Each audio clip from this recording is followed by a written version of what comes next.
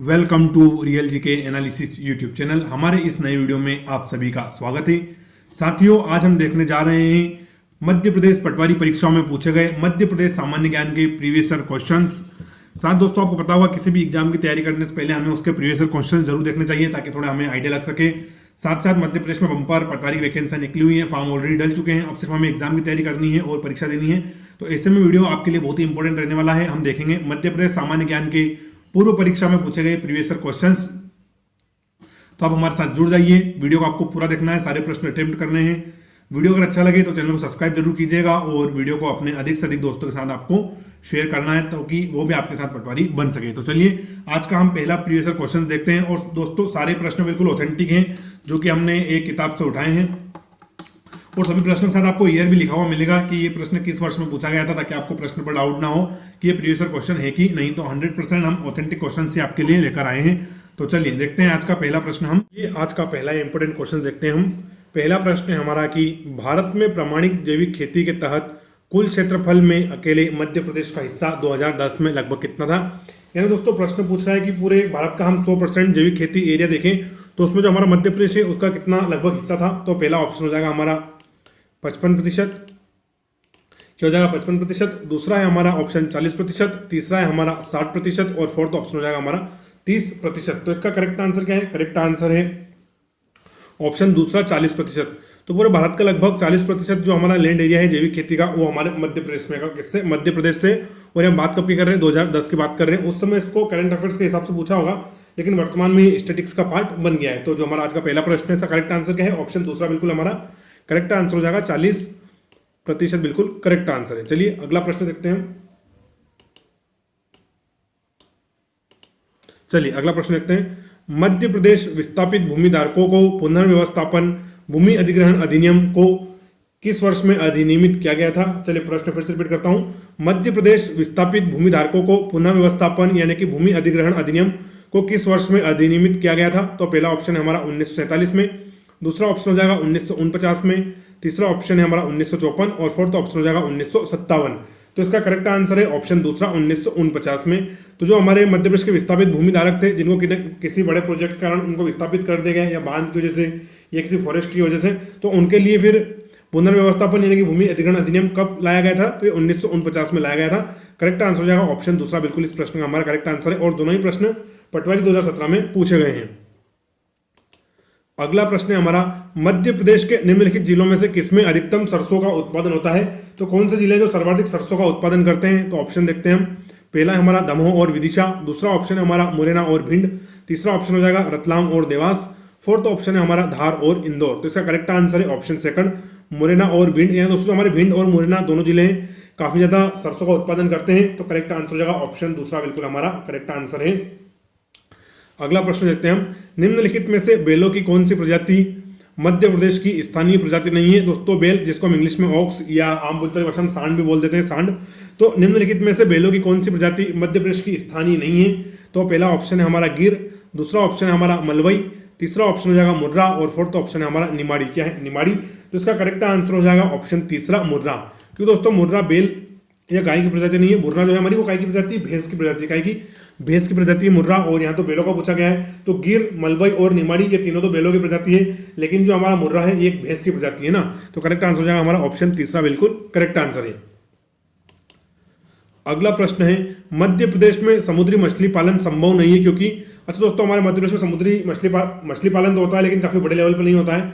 तो प्रश्न बोल रहा है कि मध्य प्रदेश में समुद्री मछली पालन की संभावना क्यों नहीं है? तो पहला ऑप्शन है हमारा कि ये बहुत महंगी होती है यानी काफी कॉस्टली होती है, दूसरा है कोई समुद्री मछली नहीं खाता है, तीसरा है भूमिगत सीमा से घिरा हुआ राज्य है और फोर्थ ऑप्शन हमारा अच्छी गुणवत्ता वाली समुद्री मछली उपलब्ध नहीं है। तो दोस्तों इसका करेक्ट आंसर है भूमिगत सीमा से घिरा हुआ राज्य है। जैसा कि आप सभी को पता होगा कि हमारा मध्य प्रदेश क्या है, तो एक लैंड लॉक्ड क्या है, लैंड लॉक राज्य यानी कि भू आवेष्टित। तो यहाँ हमें किसी भी समुद्र का एक्सेस नहीं है। तो हमारे यहाँ पर हमारे से मध्य प्रदेश वासियों के लिए समुद्री मछली पालन करना संभव ही नहीं है। तो करेक्ट आंसर क्या हो जाएगा कि भूमिगत सीमा से घिरा हुआ राज्य है, क्योंकि हमारा मध्य प्रदेश क्या है, लैंड लॉक्ड है, हमें किसी प्रकार की बड़ी वाटर बॉडी का कोई एक्सेस नहीं है, तो हम समुद्री मछली पालन कर ही नहीं सकते। तो करेक्ट आंसर हो जाएगा ऑप्शन तीसरा कि भूमिगत सीमा से घिरा हुआ राज्य है मध्य प्रदेश, इसलिए यहाँ पर समुद्री मछली पालन की संभावना नहीं है। ऑप्शन तीसरा बिल्कुल हमारा करेक्ट आंसर हो जाएगा। अगला हमारा इंपॉर्टेंट प्रश्न है मध्य प्रदेश में अधिकतम खेती की बागवानी फसल निम्नलिखित में से कौन सी है? क्या है प्रश्न कि जो हमारा मध्य प्रदेश है यहाँ पर जो अधिकतम बागवानी फसल होती है वो कौन सी होती है? तो पहला ऑप्शन है कि हम प्याज का उत्पादन ज्यादा करते हैं बागवानी फसलों में, दूसरा है हमारा गोभी, तीसरा ऑप्शन हो जाएगा आलू, और फोर्थ ऑप्शन है हमारा टमाटर। क्या है? टमाटर। तो करेक्ट आंसर हो जाएगा हमारा आलू। जो दोस्तों मध्य प्रदेश में अधिकतम बागवानी वाली फसल है कौन सी है? वो आलू है। आलू का मध्य प्रदेश में काफी बड़े स्तर पर उत्पादन किया जाता है किसानों द्वारा। तो करेक्ट आंसर रहेगा हमारा ऑप्शन तीसरा आलू। अगला प्रश्न है मध्य प्रदेश में कुफरी बादशाह और कुफरी चंद्रमुखी, फिर से आप सुनिएगा, मध्य प्रदेश में कुफरी बादशाह और कुफरी चंद्रमुखी निम्नलिखित में से किस फसल की प्रजातियां हैं? तो पहला ऑप्शन है हमारा आलू की, दूसरा ऑप्शन है सोयाबीन की, तीसरा ऑप्शन है गेहूं की, और फोर्थ ऑप्शन है हमारा टमाटर की। तो इसका करेक्ट आंसर हो जाएगा ऑप्शन 1। तो दोस्तों कुफरी बादशाह और कुफरी चंद्रमुखी हमारे आलू की प्रजातियां, किसकी? आलू की प्रजातियां हैं। तो करेक्ट आंसर हो जाएगा ऑप्शन 1। आप नाम याद रखें, इंपॉर्टेंट वेराइटियां हैं ये, एक तो कुफरी बादशाह है और दूसरी कुफरी चंद्रमुखी। इसके अलावा दोस्तों सोना चिप्स और पीला आलू भी मध्य प्रदेश में बहुत चलता है। तो करेक्ट आंसर हो जाएगा हमारा ऑप्शन 1 आलू। चलिए अगला इंपॉर्टेंट प्रश्न है वर्ष 2010-15 से 5 वर्ष की अवधि के लिए मध्य प्रदेश की औसत कृषि विकास अखिल भारतीय विकास दर 4% के मुकाबले कितना था? तो दोस्तों प्रश्न पूछ रहा है कि जब 2010 से लगाकर 2015 तक पूरे भारत की विकास दर, कृषि विकास दर 4% थी, उसमें मध्य प्रदेश की कितनी थी? तो पहला ऑप्शन है हमारा 10 से 11%, दूसरा ऑप्शन है हमारा 11 से 12%, तीसरा ऑप्शन हो जाएगा हमारा 12 से 13%, और चौथा ऑप्शन है 13 से 14%। तो इसका करेक्ट आंसर है हमारा ऑप्शन 4 13 से 14%। यानी दोस्तों 2010 से लगाकर 2015 तक जब पूरे भारत की कृषि विकास दर सिर्फ 4% थी, उस समय मध्य प्रदेश काफी ज्यादा तेजी से ग्रो कर रहा था और विकास दर कितनी थी? वो लगभग 13 से 14% थी, यानी काफी ज्यादा इंप्रेसिव थी। तो करेक्ट आंसर हो जाएगा हमारा ऑप्शन 4 13 से 14%। चलिए इसको याद रखेंगे आप। अगला इंपॉर्टेंट प्रश्न देखते हैं हम। मध्य प्रदेश में स्थापित किसान फील्ड स्कूल, जिसको हम FFS भी बोलते हैं, का उद्देश्य क्या है? तो जो हमारे किसान फील्ड स्कूल हैं इनका उद्देश्य पूछा है। तो पहला ऑप्शन है किसानों के बच्चों को पढ़ाना, दूसरा ऑप्शन है हमारा कृषि की उन्नत तकनीक के बारे में जानकारी देना, फिर तीसरा है ग्रामीण आबादी को आय सर्जन के बारे में जानकारी देना, और फोर्थ है किसानों को प्रौढ़ शिक्षा देना। क्या है? जो हमारे किसान है उनको प्रौढ़ शिक्षा देना। तो इसका करेक्ट आंसर हो जाएगा ऑप्शन दूसरा कृषि की उन्नत तकनीक के बारे में जानकारी देना।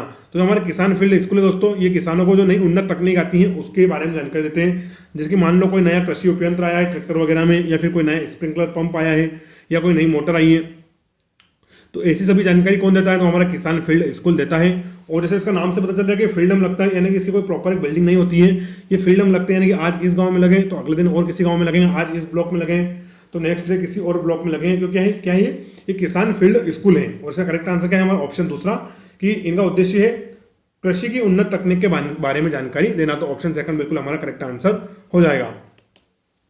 अगला हमारा इंपॉर्टेंट प्रश्न है मध्य प्रदेश में बीज प्रमाणन एजेंसी का क्या उद्देश्य है? तो जो मध्य प्रदेश की बीज प्रमाणन एजेंसी है इसका उद्देश्य क्या है? तो पहला ऑप्शन है उच्च गुणवत्ता वाले बीजों को आयात करना, दूसरा है बीजों के विषय में शोध करना, तीसरा ऑप्शन हो जाएगा हमारा उच्च गुणवत्ता वाले बीजों को उपलब्ध करवाना, और फोर्थ हो जाएगा उच्च गुणवत्ता वाले बीज निर्यात करना।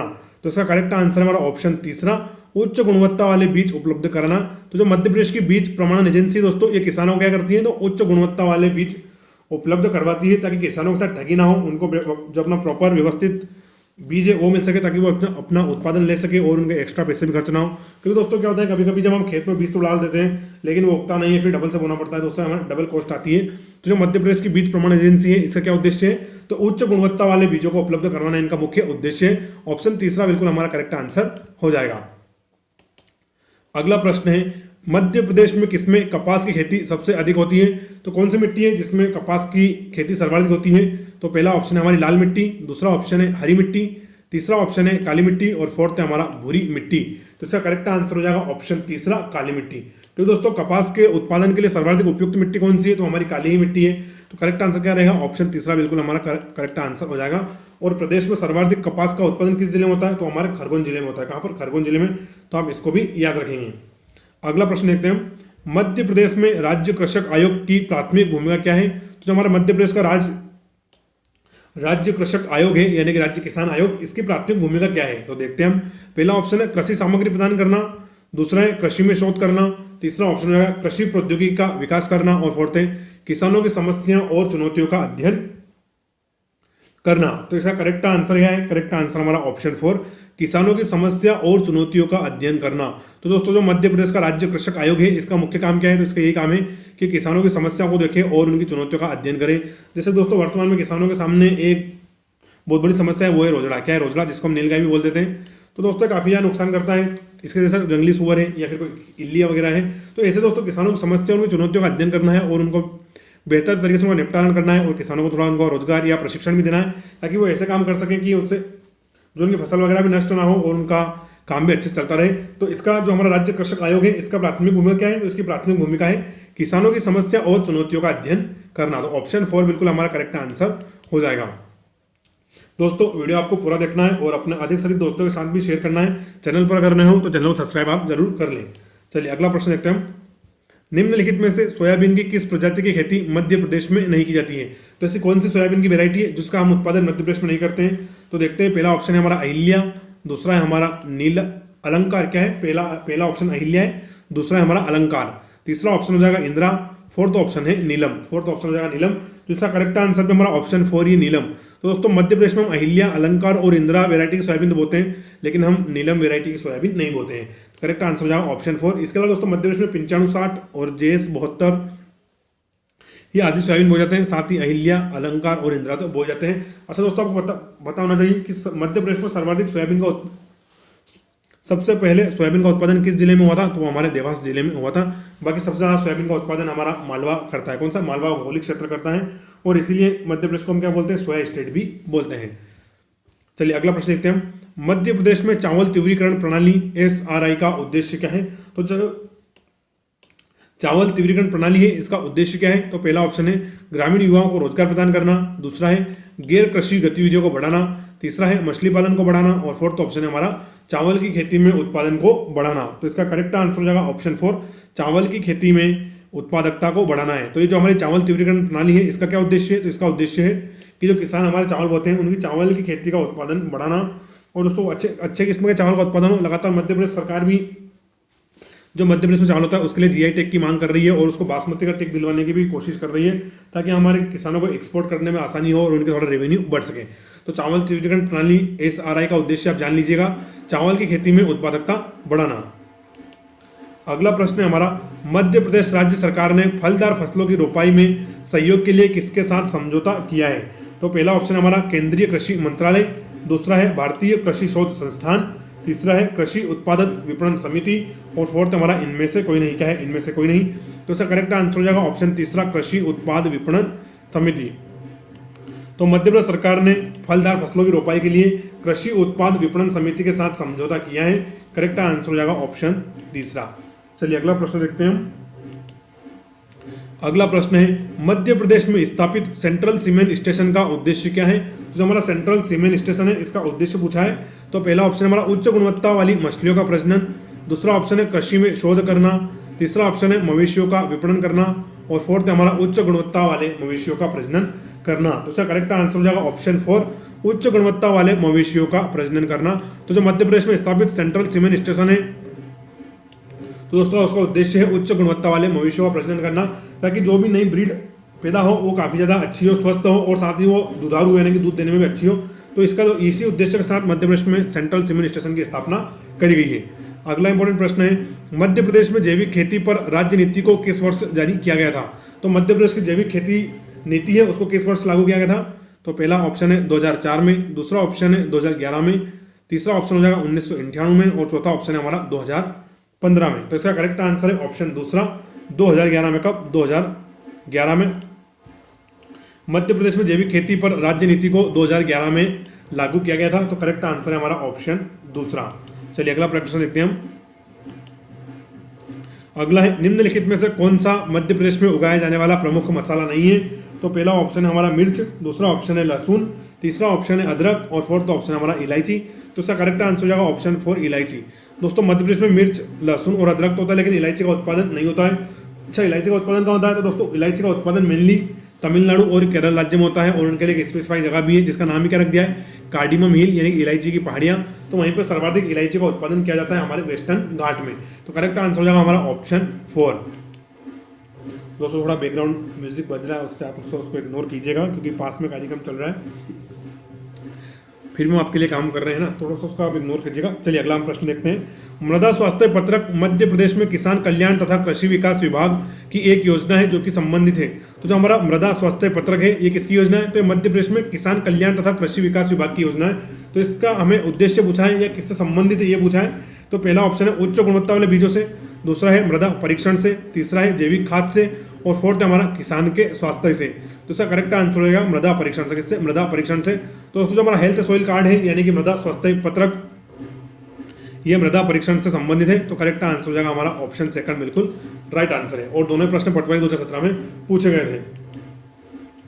अगला प्रश्न है मध्य प्रदेश शासन ने 2014 में किसानों के राज्य के स्वामित्व वाली सहकारी बैंकों के माध्यम से अल्पकालिक ऋण का ब्याज कितने प्रतिशत दर कर दिया था? तो पहला ऑप्शन हमारा 0%, दूसरा ऑप्शन है 2%, तीसरा ऑप्शन हो जाएगा 4% और फोर्थ ऑप्शन है हमारा 6%।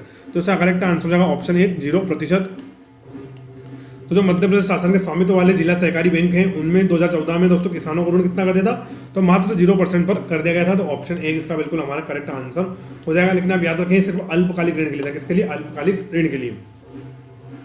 अगला हमारा मध्य प्रदेश के निम्नलिखित में से किस जिले में कृषि पर निर्भर कामगारों का उच्चतम प्रतिशत है? तो पहला ऑप्शन है हमारा ग्वालियर, दूसरा है इंदौर, तीसरा ऑप्शन है अलीराजपुर और फोर्थ ऑप्शन है हमारा भोपाल। क्या है? फोर्थ ऑप्शन भोपाल है। तो उसका करेक्ट आंसर हो जाएगा ऑप्शन तीसरा अलीराजपुर। तो जो हमारा अलीराजपुर जिला है यहाँ पर दोस्तों किसानी पर निर्भर लोग बहुत ज़्यादा हैं, क्योंकि आपको पता होगा कि सबसे कम शिक्षित जिला भी हमारा अलीराजपुर ही है। तो यहाँ के अधिकांश लोग खेतीबाड़ी और किसानी काम से जुड़े हुए हैं। तो मध्य प्रदेश के निम्नलिखित में से किस जिले में कृषि पर निर्भर कामगारों का उच्चतम प्रतिशत है? करेक्ट आंसर हो जाएगा ऑप्शन तीसरा अलीराजपुर। चलिए अगला प्रश्न देखते हैं। अगला है मध्य प्रदेश में निम्नलिखित में से कौन सी सहायता कृषि मजदूर सुरक्षा योजना के अंतर्गत भूमिहीन कृषि श्रमिकों के लिए उपलब्ध नहीं है? तो कौन सी योजना है जो कि हमारे भूमिहीन कृषि श्रमिक है उनके लिए नहीं है? तो देखते हैं हम। पहला ऑप्शन है श्रमिकों के पास बच्चों के लिए छात्रवृत्ति, दूसरा ऑप्शन है उनका विवाह का व्यय, तीसरा ऑप्शन है उनका चिकित्सा व्यय और फोर्थ है टीवी और फ्रिज आदि खरीदने के लिए खर्च। तो करेक्ट आंसर हो जाएगा टीवी और फ्रिज आदि खरीदने के लिए खर्च। तो दोस्तों ये मध्य प्रदेश सरकार उपलब्ध नहीं करवाती। बाकी श्रमिकों के पास बच्चों के लिए छात्रवृत्ति, विवाह का व्यय और चिकित्सा व्यय सभी ये मध्य प्रदेश के पास उपलब्ध है, लेकिन टीवी और फ्रिज आदि खरीदने के लिए खर्च उपलब्ध नहीं है। तो करेक्ट आंसर क्या हो जाएगा? करेक्ट आंसर हो जाएगा हमारा ऑप्शन 4। ऑप्शन 4 बिल्कुल हमारा करेक्ट आंसर हो जाएगा ऑप्शन 4। चलिए अगला प्रश्न देखते हैं। अगला प्रश्न है पिछले दशक में मध्य प्रदेश में कृषि उत्पादन में वृद्धि के लिए निम्नलिखित में से कौन सा कारण नहीं है? तो पहला है हमारा सिंचाई का व्यापक प्रसार, दूसरा है वर्षा में अत्यधिक वृद्धि, तीसरा है बिजली आपूर्ति में बढ़ोतरी और फोर्थ है गांवों को जोड़ने वाली सड़कों का विकास। तो इसका करेक्ट आंसर है वर्षा की अत्यधिक वृद्धि। क्या है? वर्षा की अत्यधिक वृद्धि। तो ऑप्शन सेकंड बिल्कुल हमारा करेक्ट आंसर हो जाएगा, इसको आप याद रखेंगे। चलिए अगला प्रश्न देखते हैं हम। अगला है मध्य प्रदेश के किस जिले में सर्वाधिक कपास का उत्पादन होता है? तो पहला ऑप्शन है हमारा जबलपुर में, दूसरा है हमारा भोपाल में, तीसरा है खरगोन में और फोर्थ है हमारा उज्जैन में। तो करेक्ट आंसर हो जाएगा खरगोन जिले में। तो मध्य प्रदेश में सर्वाधिक कपास का उत्पादन किस जिले में होता है? तो हमारे खरगोन जिले में होता है। अगला प्रश्न है मध्य प्रदेश पड़त भूमि का कृषिकरण अधिनियम इस वर्ष में अधिनियमित किया गया था? तो पहला ऑप्शन है 1965 में, दूसरा ऑप्शन हो जाएगा 1987 में, तीसरा ऑप्शन है 1996 और फोर्थ ऑप्शन हमारा 1946 में। तो इसका करेक्ट आंसर है हमारा ऑप्शन तीसरा 1996। तो मध्य प्रदेश में पड़त भूमि पर कृषिकरण अधिनियम 1996 यानी 1996 में अधिनियमित किया गया था। करेक्ट आंसर हो जाएगा ऑप्शन तीसरा। अगला प्रश्न है किसको मुख्यमंत्री की अध्यक्षता में किया जाएगा और इसमें कृषि, बागवानी, पशुपालन और डेयरी, SC ST कल्याण, वन आदि के मंत्री शामिल होंगे? तो पहला ऑप्शन हमारा कृषि के लिए मंत्रियों की परिषद, दूसरा है कृषि मंत्रालय, तीसरा है कृषि उत्पाद विपणन परिषद और फोर्थ है हमारा कृषि कैबिनेट। क्या है? कृषि कैबिनेट। तो करेक्ट आंसर है ऑप्शन 4 कृषि कैबिनेट। तो दोस्तों कृषि कैबिनेट को मुख्यमंत्री की अध्यक्षता में किया जाएगा और इसमें कृषि, बागवानी, पशुपालन और डेयरी, SC ST कल्याण और वन मंत्रालय आदि के मंत्री शामिल होंगे और ये सब मिलाकर क्या करेंगे? कृषि कैबिनेट का आयोजन करेंगे। ऑप्शन 4 बिल्कुल हमारा करेक्ट आंसर हो जाएगा। अगला प्रश्न है मध्य प्रदेश में एग्रीकल्चर होल्डिंग एक्ट पर उच्चतम सीमा को किस वर्ष अधिनियमित किया गया था? तो पहला ऑप्शन है 1940 में, दूसरा है 1950 में, तीसरा ऑप्शन है 1960 में और फोर्थ ऑप्शन है 1970 में। तो इसका करेक्ट आंसर है हमारा ऑप्शन तीसरा 1960 में। तो मध्य प्रदेश में एग्रीकल्चर होल्डिंग एक्ट पर उच्चतम सीमा को 1960 में अधिनियमित किया गया था।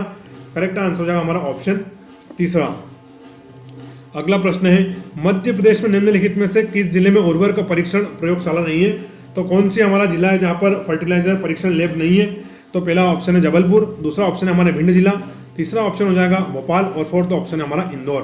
तो इसका करेक्ट आंसर है ऑप्शन दूसरा भिंड। तो दोस्तों भिंड जिले में उर्वरक परीक्षण प्रयोगशाला नहीं है, बाकी जबलपुर, भोपाल और इंदौर में उर्वरक परीक्षण प्रयोगशाला है। तो करेक्ट आंसर हो जाएगा हमारा ऑप्शन दूसरा, बिल्कुल करेक्ट आंसर है। तो दोस्तों भिंड की एक और क्या विशेषता है? तो भिंड और मुरैना दोनों ही सरसों के सबसे बड़े उत्पादक जिले हैं।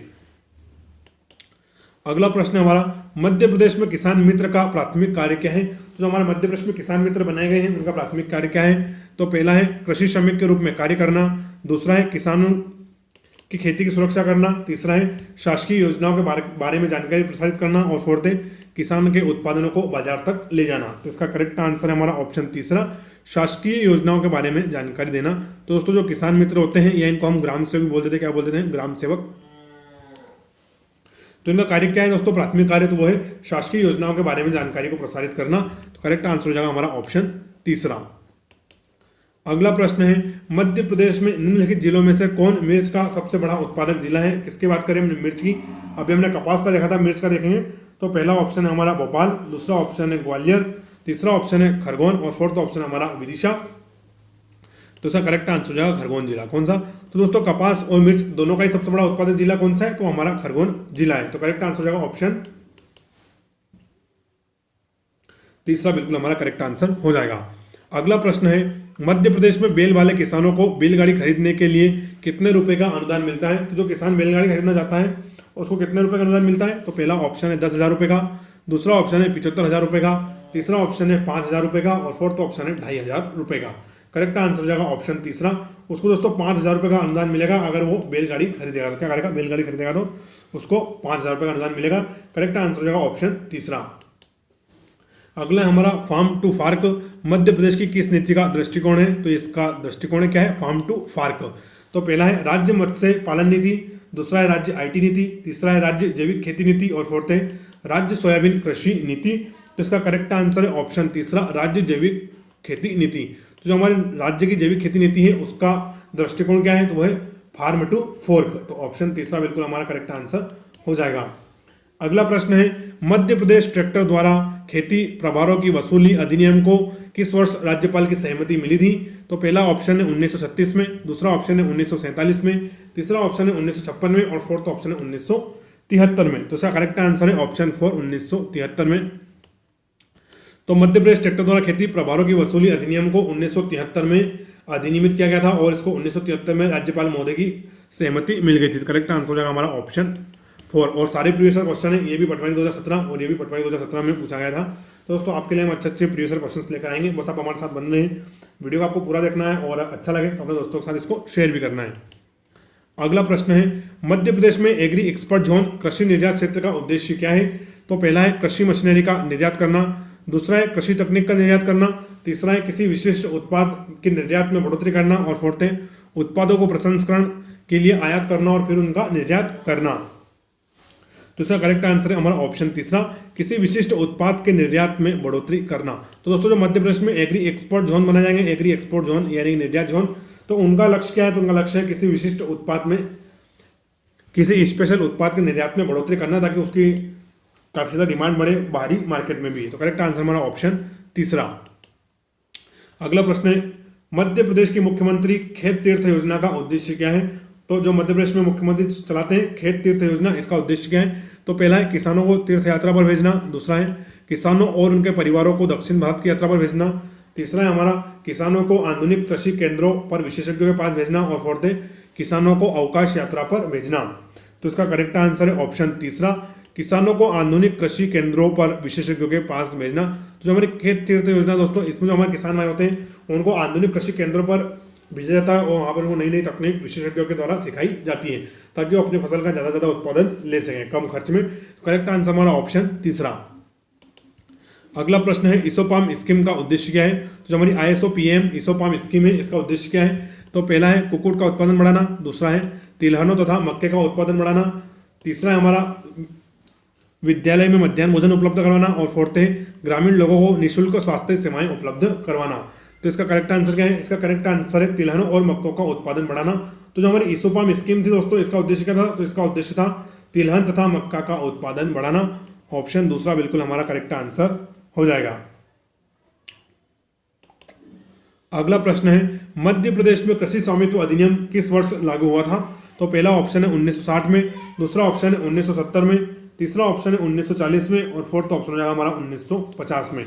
तो इसका करेक्ट आंसर है ऑप्शन 1 1960 में। तो मध्य प्रदेश में कृषि स्वामित्व अधिनियम 1960 में लागू हुआ था। ऑप्शन 1 बिल्कुल हमारा करेक्ट आंसर हो जाएगा। अगला प्रश्न है, मध्य प्रदेश कपास नियंत्रण अधिनियम को किस वर्ष में अधिनियमित किया गया था? तो पहला ऑप्शन है 1963 में, दूसरा ऑप्शन है 1945 में, तीसरा ऑप्शन है 1972 और फोर्थ ऑप्शन है हमारा 1954 में। तो करेक्ट आंसर है इसका हमारा ऑप्शन 4 1954 में। तो मध्य प्रदेश में कपास नियंत्रण अधिनियम को दोस्तों 1954 में अधिनियमित किया गया था। करेक्ट आंसर हो जाएगा ऑप्शन 4। अगला प्रश्न है, मध्य प्रदेश भूमि अधिनियम के उपयोगों का नियमन किस वर्ष में अधिनियमित किया गया था? तो पहला ऑप्शन है 1956 में, दूसरा ऑप्शन है 1948, तीसरा ऑप्शन हो जाएगा 1927 और फोर्थ ऑप्शन हमारा 1975। तो इसका करेक्ट आंसर है ऑप्शन दूसरा 1948 में, यानी कि जब हमारा मध्य प्रदेश बना भी नहीं था उसके पहले हो गया था। तो मध्य प्रदेश भूमि अधिनियम के उपयोगों का नियमन 1948 में अधिनियमित किया गया था। करेक्ट आंसर है ऑप्शन सेकंड। अगला है हमारा, मध्य प्रदेश भूदान यज्ञ को अधिनियम को में निम्न में अधिनियमित किया गया था। तो जो हमारा मध्य प्रदेश का भूदान यज्ञ निरसन अधिनियम है, इसको किस वर्ष में अधिनियमित किया गया था? तो पहला है हमारा 1983 में, दूसरा है हमारा 1962 में, तीसरा है 1976 में और फोर्थ ऑप्शन है 1992 में। कब? 1992 में। तो इसका करेक्ट आंसर है ऑप्शन 4 1992 में। तो 1992 में मध्य प्रदेश भूदान यज्ञ यानी कि निरसन अधिनियम को अधिनियमित किया गया था। अगला प्रश्न देखते हैं। अगला प्रश्न है, मध्य प्रदेश की कृषि अर्थव्यवस्था का मेरुदंड किस पठार को कहा जाता है? तो पहला ऑप्शन है रीवा पन्ना पठार, दूसरा है मालवा का पठार, तीसरा ऑप्शन है नर्मदा सोन घाटी और फोर्थ है हमारा मध्य भारत का पठार। तो इसका करेक्ट आंसर हो जाएगा ऑप्शन तीसरा नर्मदा सोन घाटी को। तो जो हमारी मध्य प्रदेश की अर्थव्यवस्था है दोस्तों, इसका मेरुदंड किसको बोलते हैं हम? वो नर्मदा सोन घाटी को बोलते हैं। और यहाँ हम किसकी बात कर रहे हैं? कृषि अर्थव्यवस्था की बात कर रहे हैं ना। तो मध्य प्रदेश की कृषि अर्थव्यवस्था का मेरुदंड किस पठार को कहा जाता है? करेक्ट आंसर रहेगा नर्मदा सोन घाटी को। अगला प्रश्न हमारा, कौन सा पठार गेहूं की डलिया पठार के नाम से भी जाना जाता है? तो पहला ऑप्शन है बुंदेलखंड पठार, दूसरा है मालवा का पठार, तीसरा है बघेलखंड का पठार और फोर्थ है हमारा नर्मदा सोन घाटी। तो इसका करेक्ट आंसर है ऑप्शन दूसरा मालवा का पठार। तो जो हमारा मालवा का पठार है इसको हम क्या बोलते हैं? इसको गेहूं की डलिया भी बोलते हैं। करेक्ट आंसर हो जाएगा हमारा ऑप्शन दूसरा, क्योंकि दोस्तों मालवा के पठार में गेहूं और सोयाबीन दोनों का ही काफी ज्यादा उत्पादन होता है। चलिए आज का सेकंड लास्ट क्वेश्चन देखते हैं हम। कौन सा बांध पश्चिमी मध्य प्रदेश में खंडवा जिले के पुनासा गांव से लगभग 10 किलोमीटर दूर नर्मदा नदी पर बनाया गया है? तो पहला है हमारा हलाली बांध, दूसरा है जोबट बांध, तीसरा है इंदिरा सागर बांध और फोर्थ है हमारा कौन सा? तवा बांध। तो इसका करेक्ट आंसर हो जाएगा हमारा इंदिरा सागर बांध। कौन सा? इंदिरा सागर बांध। तो जो हमारा इंदिरा सागर बांध दोस्तों, ये हमारे खंडवा जिले के पुनासा गांव से लगभग 10 किलोमीटर दूर पर बनाया गया है, इसलिए इसको कभी कभी हम पुनासा डैम भी बोल देते हैं। क्या बोल देते हैं? पुनासा डैम भी बोल देते हैं। और ये किस नदी पर है? नर्मदा नदी पर है। करेक्ट आंसर हो जाएगा ऑप्शन तीसरा। चलिए आज का लास्ट क्वेश्चन देखते हैं। मध्य प्रदेश में स्थापित किए गए कॉल सेंटर का क्या कार्य होता है? तो हमारे मध्य प्रदेश में कॉल सेंटर बनाए गए हैं, उनका क्या कार्य है? तो पहला है किसानों को सूचना प्रदान करना, दूसरा है किसानों के उत्पादों को बिक्री करना, तीसरा है खेती के लिए जरूरी सामग्री की आपूर्ति करना और फोर्थ है फोन पर प्रत्येक किसान से अच्छी तरह पूछताछ करना। तो इसका करेक्ट आंसर है किसानों को सूचना प्रदान करना। तो जो मध्य प्रदेश में कॉल सेंटर स्थापित किए हैं उनका कार्य दोस्तों किसानों को सूचना प्रदान करना, यानी कि कभी कभी क्या है मौसम की जानकारी भी देना, साथ ही साथ अपनी फसल के बारे में, जैसे मान लो अभी गेहूं पंजीकरण हो गया है तो उसकी सूचना फोन में आ जाती है कि किसान भाई अपने गेहूं का पंजीकरण कर सकते हैं। ऐसे ही जो भी किसानों से जुड़ी हुई सूचनाएं होती हैं उनको कॉल सेंटर के माध्यम से दिया जाता है। तो मध्य प्रदेश में स्थापित किए गए कॉल सेंटर का क्या कार्य है? तो वह किसानों को सूचना प्रदान करना। ऑप्शन 1 बिल्कुल हमारा करेक्ट आंसर हो जाएगा। तो दोस्तों आज का हमारा अंतिम प्रश्न था, वीडियो यहीं तक था। वीडियो आपको कैसा लगा कमेंट करके जरूर बताएं, और अगर आपको वीडियो अच्छा लगा हो तो चैनल को आप सब्सक्राइब कर लें और वीडियो को अपने दोस्तों के साथ भी शेयर कर दें। वीडियो पूरा देखने के लिए thank you. God bless you all. जय हिंद।